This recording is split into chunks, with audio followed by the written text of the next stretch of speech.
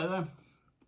Today I'm looking at a wine from Bordeaux, from the Saint Estephe region. This is Chateau Meyney. It's a 2021 vintage of that. Now, I've been sent a couple of wines by a Bordeaux consultancy to look at. They're all from the 2021 vintage. And I thought this would be quite interesting to make some videos about. In light of a comment that somebody made the other day to me about 2021 not being a very good vintage. They were quite disparaging about it, in fact. And thinking about it, I quite enjoyed the 2021s. Not suggesting that they're some of the best wines on the market, but I guess the point is that maybe bad vintages aren't what they used to be.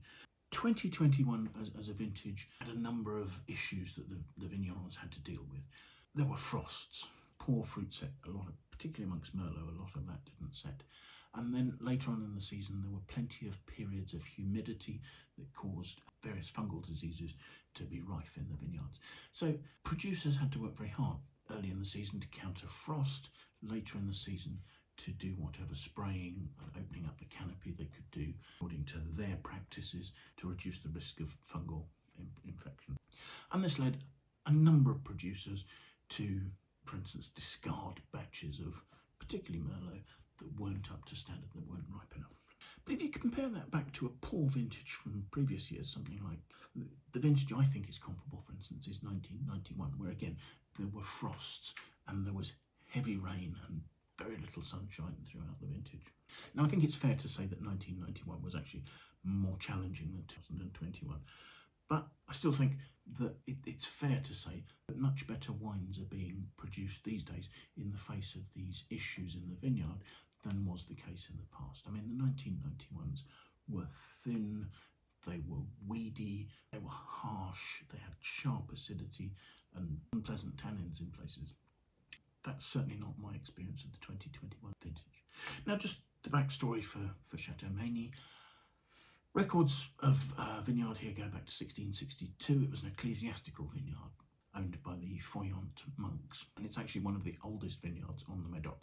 Its modern history can probably be said to have started in 1917 when Désiré Cordier of the Cordier family purchased the estate. The Cordiers were negociants and chateau owners, and still today own Chateau Talbot in Saint-Julien. The estate has all its vines in a single 50-odd hectare block, so it's very fortunate to have everything together as one homogeneous mass in terms of managing these vines. The soil types here are a Garonne gravel, a deep Garonne gravel over blue clays, so very much suited for growing Cabernet Sauvignon on the Médoc. Plantings here are about 61% Cabernet Sauvignon with 26% of Merlot, 10% of Petit Verdot, and then there's 3% of Cabernet Franc as well.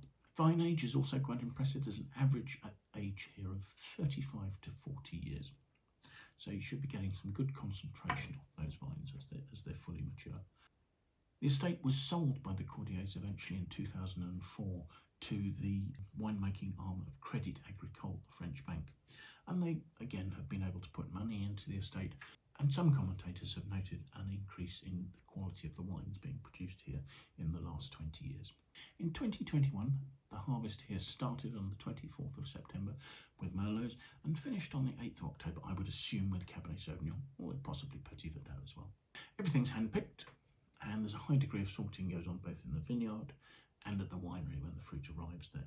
The fruit ferments in concrete tanks and stainless steel tanks, a combination of the two of those. And including fermentation, vatting goes on for 30 days. They talk about this being quite a gentle extraction. Part of the improvements that Crédit Agricole instituted was to put Hubert de Buat, the owner of Chateau Angelus and a prominent wine consultant in charge of the winemaking here. Following the period of vatting, the wine goes into barrel. There'll be 225-litre French oak barriques, and my understanding is that 40% of those were new in this vintage. And the wine aged there for 18 months, quite a generous period of time in barrel. I should just say the final blend of this, slightly unusual for 2021, actually contained less Cabernet than is the case overall in the vineyard. In most cases, it was the Merlot part of the crop that was reduced, but this is 54% Cabernet Sauvignon, 34% Merlot, and the balance, the remaining 12%, is Petit Verdot. So let's have a look at the wine, shall we? Looking at it, it's a dark ruby red, almost a black red, but it's not as deep as many of the wines from sort of surrounding vintages would have been. It's certainly not opaque, and I can pretty much see the stem of the glass looking down through it. Swirling it, the wine has 13% alcohol, but actually it must have quite a lot of extract because it's forming some quite generous tears on the side of the glass as I swirl it. Let's have a look at the aroma, shall we?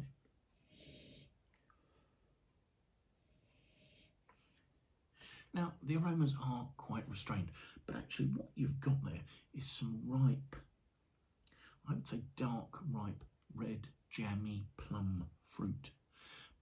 But as I say, it's quite restrained and it's overlaid, not necessarily smothered, but it is being put into the background by some cedary oak notes. Now, there are no notes of leafiness, there are no notes of what would be really quite premature development there. There aren't sort of the forest floor notes or anything like that.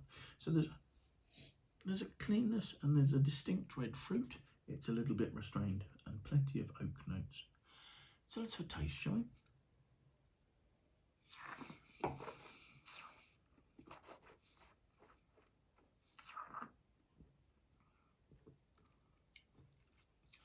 On the palate, it's got a lovely freshness. It's got a medium weight. Some quite juicy fruit at the front palate.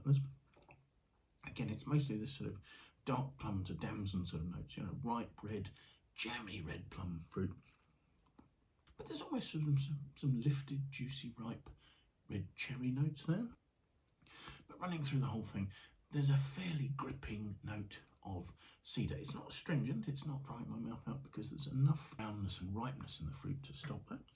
The alcohol at 13%, maybe adding a little bit of brownness to the back palate, but really it's the fruit weight that's doing. So as I say, there's a juiciness, there isn't an unripe nature to the mid palate at all. At the same time, there isn't a sort of a pungent Cabernet Cassis note running through the whole thing either.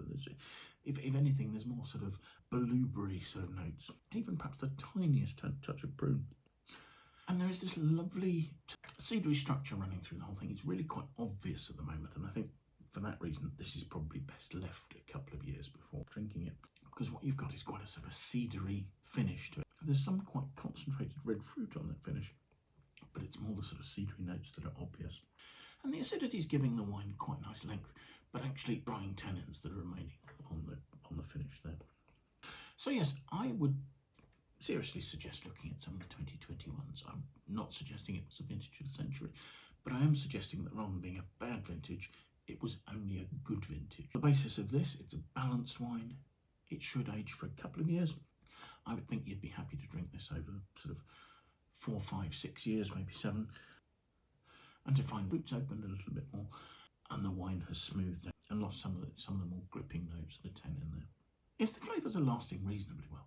There are sort of notes of vanilla and cedar and those sort of sweet spices on the end of my tongue, but the fruit has faded away fairly rapidly. Now, looking at our Wine Searcher average score for this vintage of this wine, that's sitting at 90 out of 100.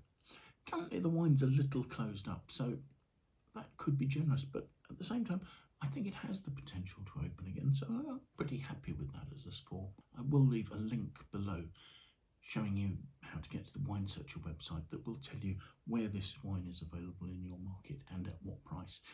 And I would suggest having a look at that if you're interested, and perhaps comparing that to some other vintages of this wine, because although the score may be a little lower, there's a potential to find that this to be quite well priced for its quality. So thank you very much for watching. I do hope you've enjoyed the video. If you have, do please press the like button. Do please consider subscribing and maybe setting an alert so that you can be warned every time that we post a new video. Do please feel free to share the content with your friends if you think that they'd be interested. That would be amazing. If you have any comments, please leave those in the feedback boxes below. We would love to hear what you think about the wines we're looking at, the tastings we're doing, or anything else related to that. But most importantly, do please try and find the time and come and join us for another tasting in the near future, won't you? Thanks again. Bye for now.